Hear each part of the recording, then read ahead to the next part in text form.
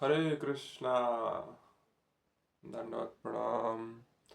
तो आज हम स्टार्ट करेंगे चैतन्य चरितमृत आदि लीला।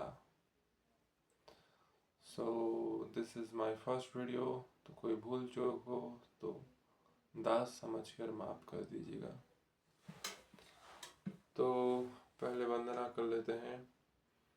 ओम नमो भगवते गौरचंद्राय। ओम नमो भगवते गौरचंद्राय। ओम नमो भगवते गौरचंद्राय। ओम अज्ञानतिमिरान्धस्य ज्ञानाञ्जनशलाकया चक्षुरुन्मीलितं येन तस्मै श्रीगुरवे नमः। नमो महावदन्याय कृष्णप्रेमप्रदायते कृष्णाय कृष्णचैतन्यनाम्ने गौरतिषे नमः। वन्देऽहं श्रीगुरो श्रीयुतापदकमलं श्रीगुरुन् वैष्णवांश्च श्रीरूपं सागरजातं सगणरघुनाथान्तं तं सजीवं सावधूतं सावधेतं पर्यनसेतं कृष्णचैतन्यदेवं श्रीराधान् कृष्णपादान् सगणललिता श्रीशिवशाखान्वितांश्च। हे कृष्ण करुणा सिंधु दीनबंधु जगतपते गोपेश गोपिकान्त राधाकान्त नमोस्तुते। तप्त कांचन गौरांगी राधे वृंदावनेश्वरी वृषभानुसुते देवी प्रणमामि हरिप्रिये। वाञ्छाकल्पतरुभ्यश्च कृपा सिन्धुभ्येव च पतितानां पावनेभ्यो वैष्णवेभ्यो नमो नमः। जय श्री कृष्ण चैतन्य प्रभु नित्यानंद श्री अद्वैत गदाधर शिवासादि गौर भक्तवृंद। नमो विष्णुपादाय कृष्ण पृष्ठाय भूतले श्रीमते भक्ति वेदांत स्वामी निधि नामिने। नमस्ते सारस्वती देवे गौरवाणी प्रचारिणे निर्विशेष शून्यवादी पाश्चात्य देश तारिणे। नमो विष्णुपादाय कृष्ण पृष्ठाय भूतले श्रीमते लोकनाथ स्वामी निधि नामिने। So let's start. हरे कृष्ण कृष्ण कृष्ण हरे हरे, हरे राम राम राम हरे हरे। तो we should always मतलब शास्त्रों का पहले अध्ययन कर हमें उसी से बोलना चाहिए। बिकॉज आजकल समाज में हर किसी ने अपनी दुकान लगा रखी है। कोई कुछ बोलता है, कोई कुछ बोलता है। एक व्यक्ति था दैट मैंने उसको पूछा कि चैतन्य महाप्रभु कौन है, तो वो बोलता है वो एक बहुत बड़े संत हुए। उन्हें आप गौड़िया वैष्णव समाज के वैष्णव ने पता नहीं कहाँ ले जाकर आपने उनको रख दिया। वो संत थे। जगन्नाथपुरी में एक बार रथ यात्रा हो रही थी, उनका पैर रथ के नीचे आ गया, ब्लीडिंग की वजह से उनकी डेथ हो गई। आई डोंट नो आप लोग क्या सोचते हैं, बट इतना तो मैं बता दूं कि चैतन्य महाप्रभु युगावतार है। युगावतारी गौर हरि, युगावतार है। हर युग में भगवान ने एक एक अवतार लिया और युग का धर्म प्रचार किया। सत्य युग में आए हंसा अवतार। हंस अवतार ने दिया ध्यान की विधि। ये जो आजकल लोग मेडिटेशन करते हैं, ये किन की देन है? कोई बोलता है शिव जी की देन है, कोई बोलता है बुद्ध जी ने दिया, महात्मा बुद्ध, बुद्धम शरणम गच्छामि। पर no sir, you are wrong. ना बुद्ध जी ने ना महादेव ने, although we respect both of them, but it was given by Hamsa Avatar. और विधि किसको पहले दी गई? ब्रह्मा जी को। सत्य युग में, सत्य लोक में ब्रह्मा जी को पहले दी गई। देन नेक्स्ट आते हैं हमारे सत्य त्रेता युग में आए यज्ञ अवतार। यज्ञ के अवतार में आए रेडिश कलर फायरी फलजेंस, उन्होंने दिया यज्ञ कीजिए। ऑल्दो यज्ञ अवतार ने वो विधि सिर्फ त्रेता युग के लिए ही दी थी, बट अभी भी हम प्रैक्टिस करते हैं यज्ञ का। जैसे कुछ समाज हैं, वो मानते हैं कि यज्ञ ही सब कुछ होता है, पर उन्हें ये नहीं पता होगा कि यज्ञ दिया किसने है। कोई बोलता है ऋषि मुनियों ने दिया, बट एक्चुअल में होता ये है, किसी ने भागवतम पढ़ा नहीं, किसी ने शास्त्र का अध्ययन किया नहीं, बस अपनी मन मर्जी कॉन्कॉक्ट करने लग जाते हैं। पर छोड़िए, तो यज्ञ अवतार ने दिया यज्ञ की विधि, फिर यज्ञ करने से ही आपका उद्धार है, यज्ञ से जो मांगो वो मिलेगा। इवन आज भी कुछ लोग जब यज्ञ करते हैं तो इंद्रदेव वर्षा करते हैं यज्ञ के उपहार के रूप में। श्रीमद् भगवद गीता में भगवान कहते हैं कि यज्ञ एक तरह से फीस है। कौन सी फीस? जैसे आपको अगर कोई डिलीवरी बॉय है, कुछ सामान मॉल से लाकर वो आपको दे रहा है। मान लीजिए जियो मार्ट से आपने कुछ मंगाया, डिलीवरी बॉय आया, आपने मतलब ऑर्डर रिसीव किया, तो फिर आपको क्या करना है?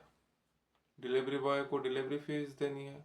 ऑल्दो कुछ जगह पर डिलीवरीज की फीस नहीं लेते हैं, बट लेट सपोज कि हमने दिया डिलीवरी फीस, तो उसी तरह देवी देवताओं को हम देते हैं delivery fees, delivery charges, good service tax, GST वगैरह वगैरह बहुत कुछ होता है।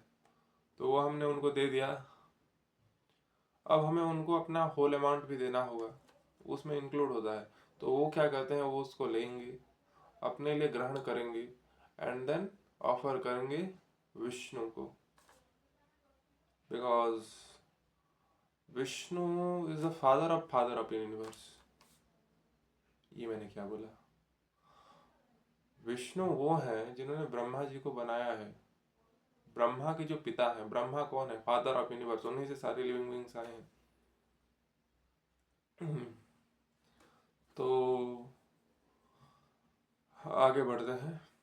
फिर यज्ञ के बाद आते हैं कलयुग आता है, नहीं द्वापर युग आता है। उसमें भगवान कृष्ण स्वयं आते हैं, वो देते हैं डीटी वर्शिप, विग्रह सेवा। ना वो कुछ लोग उसको मूर्ति पूजा भी बोलते हैं, कुछ लोग कुछ बोलते हैं, कुछ लोग बोलते हैं साकार से जाइए निराकार की ओर। बट कृष्ण भगवान गीता में बोलते हैं, जो लोग समझते हैं, चैप्टर 7:24 नंबर वर्स, जो लोग ये सोचते हैं कि मैं पहले निराकार था और अब मैंने साकार रूप लिया है, वो लोग मूर्ख हैं। अब आप ही देख लीजिए आप क्या हैं। भगवान तो ये कह रहे हैं, हम नहीं कह रहे, भगवान कह रहे हैं। तो कृष्ण भगवान जब जाते हैं, उसमें बहुत सारी चीजें हैं, उतने में हम नहीं ढुकेंगे, मतलब नहीं घुसेंगे। तो अब हम आते हैं द मोस्ट, क्या बोलते हैं, इलस्ट्रियस इफल्जेंट युग, द कलयुग, द ग्रेटेस्ट युग ऑफ द वर्ल्ड। अब आप लोग बोलेंगे कलयुग में क्या ग्रेट है? तो देखिए, कलयुग में बहुत सारी चीजें अच्छी हैं। अगर आप नेगेटिविटी ढूंढेंगे तो इसमें नेगेटिविटी कूट कूट के भरी है। अगर आप इसमें पॉजिटिविटी ढूंढेंगे तो इसमें पॉजिटिविटी भी कूट कूट के भरी है। पर हम कोई पॉजिटिव बात ही नहीं है या कोई नेगेटिव बात ही नहीं है। हम क्या है? हम गौरवादी है। तो हमें ना नेगेटिव ढूंढना है ना पॉजिटिव ढूंढना है, हमें हर चीज में भगवान को ढूंढना है। संसार तो बना ही है नेगेटिविटी और पॉजिटिविटी से। देखिए लस्ट क्या होती है, ये एक नेगेटिव इमोशन है, पर इसने संसार को बैलेंस करने में, पॉपुलेट करने में इसने बड़ी मदद की है। वी सी दैट सेक्सुअल इंटरकोर्सेस, ये भी नेगेटिवली लिया जाता है, पर इसके थ्रू संसार को बैलेंस किया जाता है। अब हम ज़्यादा तत्व में नहीं, मतलब इस सब में नहीं जाते हुए जल्दी से जल्दी आराम करने की कोशिश करते हैं। तो सबसे पहले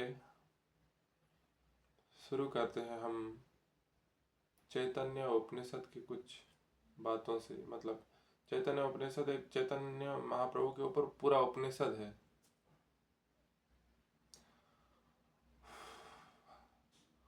मेरे एक अंकल हैं, वो इंजीनियरिंग की पढ़ाई कर रहे हैं।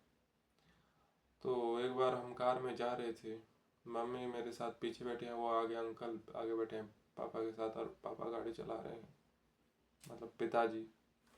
तो क्या होता है, वो मैं चैतन्य महाप्रभु के बारे में बोलता हूँ, उनके कान खड़े हो गए।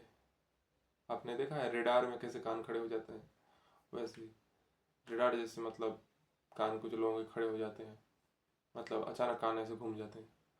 तो जब मैंने बोला चैतन्य महाप्रभु स्वयं राधा कृष्ण नाही अन्य श्री कृष्ण चैतन्य, तो उन्होंने बोला चैतन्य महाप्रभु संत हैं, वो कोई भगवान नहीं है। फिर मैंने बोला चैतन्य उपनिषद एक है, हाँ होगा, पर वो भगवान नहीं है। ये होता है जड़ता। मतलब आपको हम प्रमाण दे भी देंगे, पर माया ने ऐसे उनको चिपका रखा है कि वो खुलना नहीं चाहते हैं, उससे बाहर नहीं आना चाहते हैं। तो ऐसे लोगों का पता नहीं कैसे उद्धार होगा। फिर भी मैं आते ही अपने गौर निताय से उनकी प्रार्थना किया, और देखते हैं, फिलहाल तो उनकी शादी नहीं हो पा रही। छोड़िए। तो चैतन्य उपनिषद है, फिर भागवतम में इनका वर्णन आता है, कैसे युगावतार के रूप में गौर हरि आते हैं, और विष्णु सहस्त्र नाम में भी आता है ओम हेम वर्णाय नमः। हेम गोल्डन वर्ण। अब कोई बोल, अगर आप जाकर किसी को बोलेंगे कि विष्णु जी का रंग गोल्डन है, तो वो पहले आपको सिर से पांव तक ऐसे देखेगा, फिर वो क्या बोलेगा, भाई तो शायद से तुम हिंदू तो नहीं लगते, तुम कुछ और ही होगे। Just joking. तो हिम वर्ण किसका है? महाप्रभु का। जितने विष्णु तत्व हैं उनमें मोस्टली ब्लैकिश रंग बहुत ज्यादा है। जैसे नरसिंह देव का है हेम वर्णम, फिर एक और हेम वर्ण के हैं, कपिल मुनि भी नहीं, कपिल मुनि के हेयर गोल्डन वर्ण के थे। तो अमेरिकन जो है उनसे कनेक्ट कर सकते हैं। हम बहुत ज़्यादा भटक रहे हैं पॉइंट से, तो हम जल्दी से जल्दी आगे बढ़ेंगे। तो क्या होता है आगे, श्री कृष्ण चैतन्य महाप्रभु की जो आदि लीला है, मतलब आफ्टर टेकिंग दीक्षा, उधर एक मेरा एक फेवरेट वर्स है, one of the my favourite verse, किबा मंत्र दिला गोसाई किबा तार बल, जपीते जपीते होइली मुँह पागल। तो उस पे आने से पहले थोड़ा सा हम चैतन्य चैतामृत की ग्लोरी सुन लेते हैं कि चैतन्य चैतामृत क्या है। तो श्री कृष्णदास कविराज गोस्वामी बोलते हैं, अगर कोई चैतन्य कथामृत का एक ड्रॉप मात्र भी, एक बूंद मात्र भी ले लेता है, तो वो पर्सन आनंदमय हो जाता है। उसको मतलब इतना आनंद रहता है कि वो संसार के दुखों से बिल्कुल भी डाइवर्ट नहीं होता है। और एक वर्ष भी ऐसा आता है, चैतन्य गोसाई लीला अमृत अपार, पांची इंद्रिय सहित श्रवणे आहार। चैतन्य चरितामृत, प्रभुपाद जी कहा करते थे, Bhagavad Gita is the ABCD of spirituality, Bhagavatam is graduation of spirituality, and Chaitanya Charitamrita is the PhD of spirituality. तो अगर आपको पीएचडी करना है तो पहले आपका एबीसीडी क्लियर होना चाहिए, फिर आपका ग्रेजुएशन क्लियर होना चाहिए, फिर जाकर आप पोस्ट ग्रेजुएशन कर पाएंगे। तो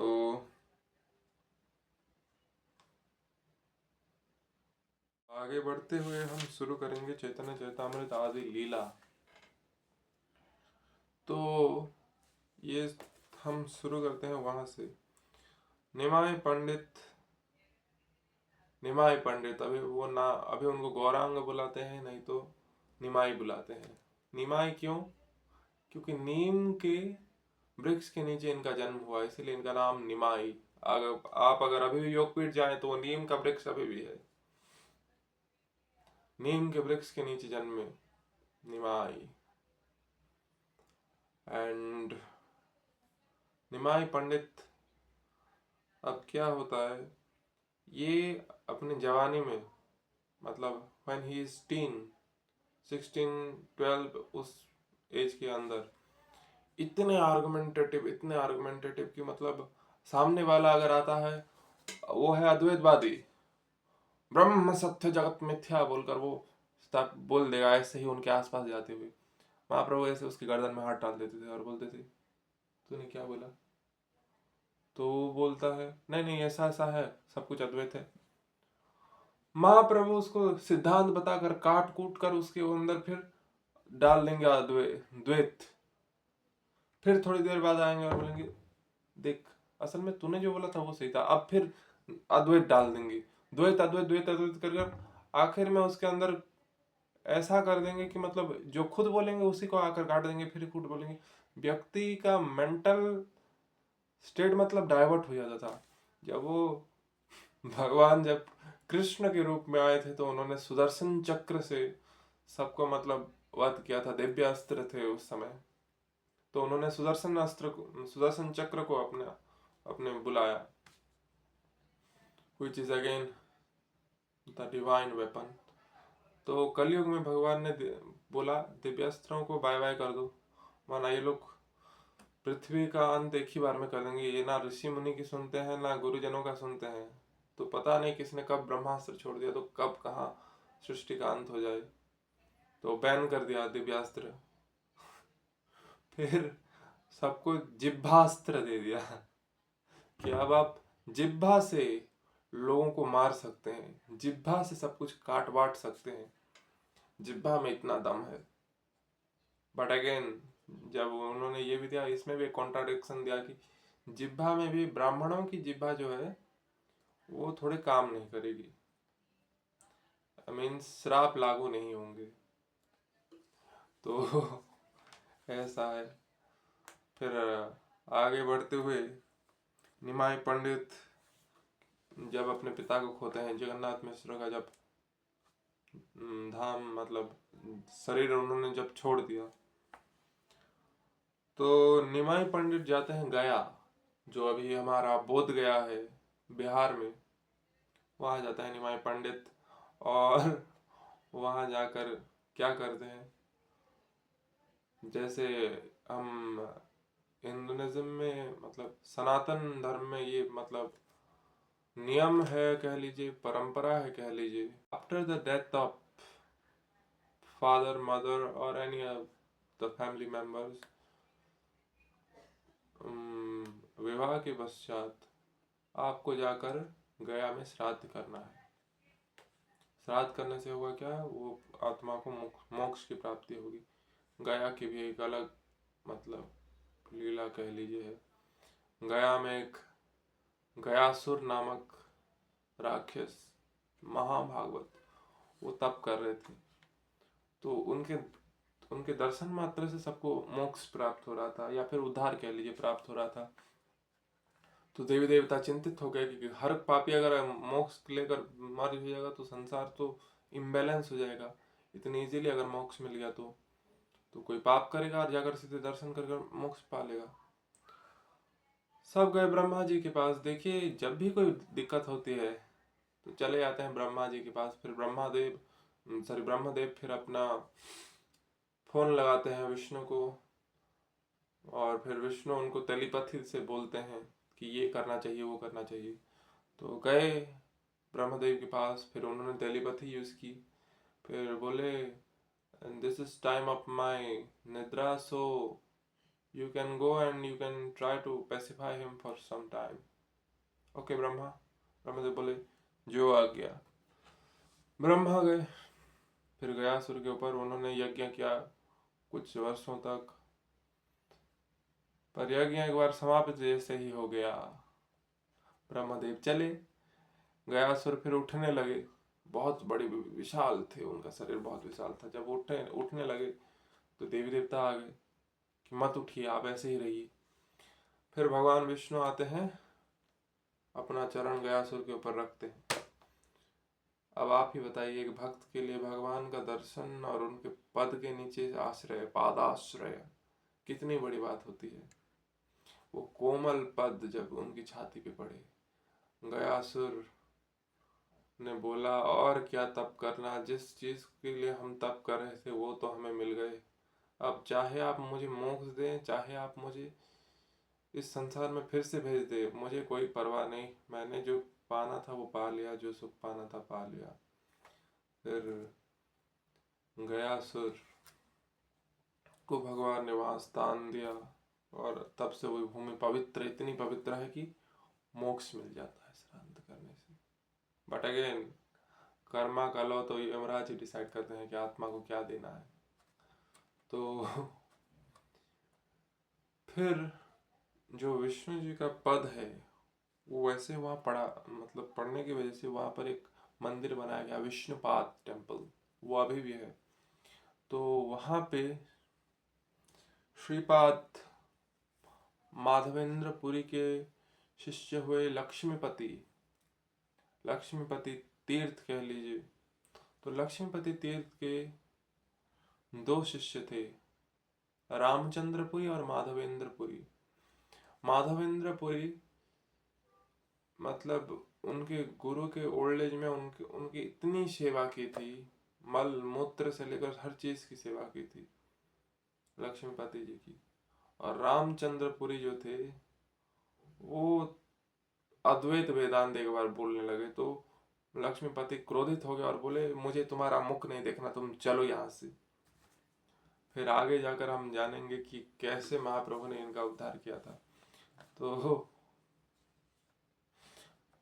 जो ईश्वरपुरी हैं वो वहाँ बैठे हैं और महाप्रभु ने विसर्जन किया। नाउ उन्होंने शायद से हेड सेव नहीं किया, उतना मुझे मतलब डिटेल मैंने लिखा नहीं है। बट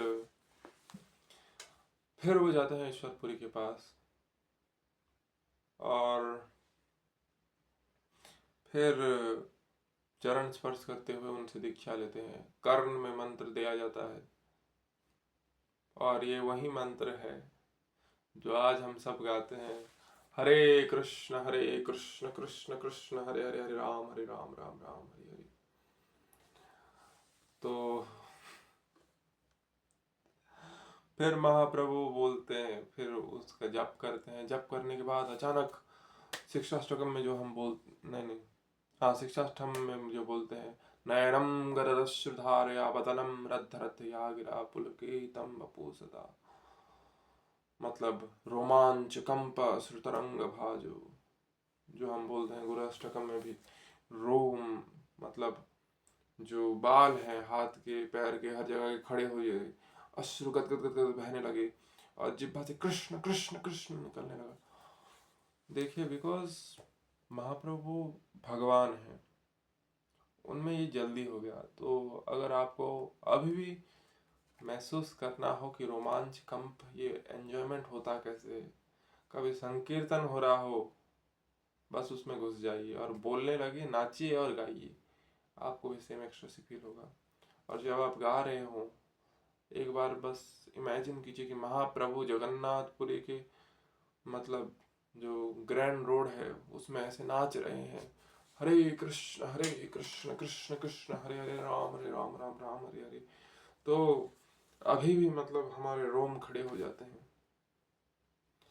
मतलब आप इमेजिन कीजिए, वो व्यक्ति नाच, अश्रु बह रहे हैं, कभी वो जंप करता है तो 9 फीट से सीधा 14 फीट, कभी वो गिरता है तो कूर्म रूप धारण कर लेते हैं। मतलब जिसने ये सब देखा होगा, आंखों देखी किया होगा, जिसने विटनेस किया होगा महाप्रभु का, he would have been delivered। मतलब उन्होंने बताया कि असली नशा क्या है। तो हम जरा आगे चले गए थे, थोड़ा हम पीछे आते हैं फिर से। तो ये सब जब हुआ, तो जब आप कोई प्रोडक्ट लेते हैं किसी दुकानदार से, और वो प्रोडक्ट से मतलब आपके बॉडी में चेंजेस होने लगते हैं, चाहे पॉजिटिव हो या नेगेटिव हो। जैसे मान लीजिए आपने कुछ लगाया, मुंह से दाग मिट गए, तो आप एक बार थैंक यू करने दुकानदार को पास गए और पूछते हैं क्या लगा, क्या है ये, मतलब कैसे ऐसा जल्दी हो रहा है। या फिर कुछ लगाया और रैसेस हो गए, तो आप दिखाने लेते हैं ये क्या क्रीम दिए हो तुम, ऐसा हो गया। तो महाप्रभु गए ईश्वरपुरी के पास और बोले, किबा मंत्र दिला गोसाई, किबा तार बोल, जपिते जपिते होइली मु पागल। बोले मतलब क्या मंत्र दिया आपने, क्या है इसका बल, इसको जपते जपते मैं तो पागल हो गया। क्या है इसका बल, जपते जपते हो गया मैं पागल, ऐसा बोलते हैं। और फिर क्या होता है, ईश्वरपुरी बोलते हैं यस यू गॉट इट। फिर बोलते हैं मैं प्रश्न पूछ रहा हूँ और आप ये क्या उत्तर दे रहे हैं गुरुदेव करके। फिर उनके गुरुदेव ईश्वरपुरी बात बता रहे हैं कि मतलब मंत्र ने काम किया, अगर ये सब हो रहा है तो मंत्र ने काम किया, जो दीक्षा हुई तुम्हारी सफल हुई। और फिर महाप्रभु जब गया से वापस आते हैं, इसके बारे में हम आगे चर्चा करेंगे। हरे कृष्णा, दंडवत प्रणाम। All glories to Sri Guru and Gauranga and all glories to Srila Prabhupada.